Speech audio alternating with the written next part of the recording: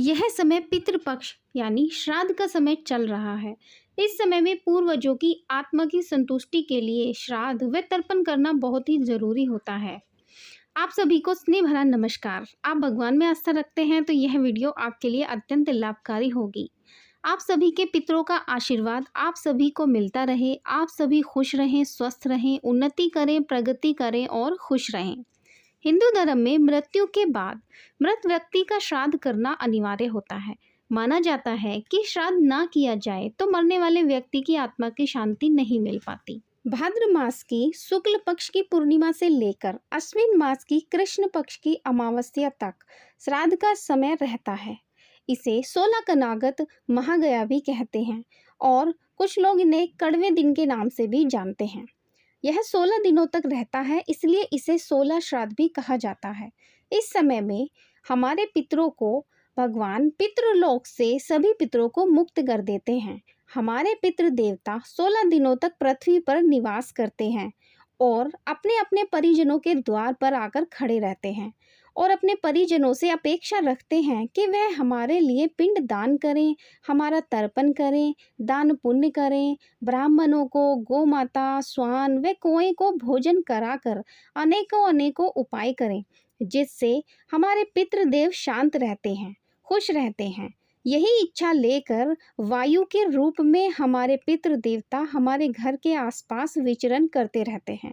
इसलिए हमें अपने पितरों को तृप्त करने के लिए सभी उपाय करने चाहिए, जिससे उनका आशीर्वाद हमारे घर पर हमेशा बना रहे। इस समय में देवताओं की पूजा करनी चाहिए या नहीं? कुछ लोगों के मन में भ्रांति रहती है कि इस समय में सिर्फ पितरों की पूजा करनी चाहिए, भगवान की पूजा नहीं करनी चाहिए, परंतु ऐसा गलत है।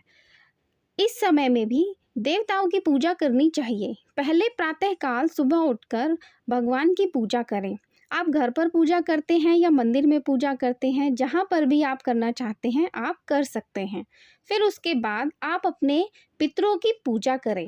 श्राद्ध पक्ष में भगवान की पूजा कर सकते हैं, केवल कोई शुभ कार्य नहीं करना चाहिए, जैसे शादी ब्याह वगैरह नहीं करना चाहिए और शादी के जो शुरू के रीति रिवाज होते हैं वो भी नहीं करने चाहिए, अन्यथा भगवान की पूजा कर सकते हैं। फिर उसके बाद आप अपने पितरों का श्राद्ध करें। श्राद्ध पूरी विधि पूर्वक करना चाहिए और उसी तिथि को करना चाहिए जिस तिथि में वो मृत्यु को प्राप्त हुए थे। इस तिथि को जानने के लिए आपको देखना होगा कि जिस दिन आपके पूर्वज मृत्यु को प्राप्त हुए थे उस तिथि में हिंदी तिथि कौन सी थी। 1 से लेकर 16 तक, यानी अमावस्या से लेकर पूर्णिमा तक और फिर पूर्णिमा से लेकर अमावस्या तक 1 से लेकर 16 तक तिथियां होती हैं। कभी कभी 1 से 15 तक भी होती हैं, जो एक दिन 2 तिथि हो जाती हैं तब होता है ऐसा, अन्यथा 1 से लेकर 16 तक अलग अलग दिन होते हैं।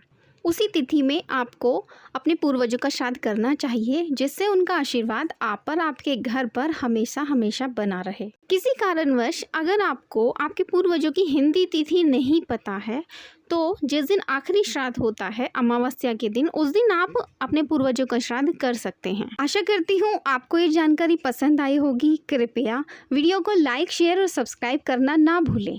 आपका दिन शुभ हो। धन्यवाद।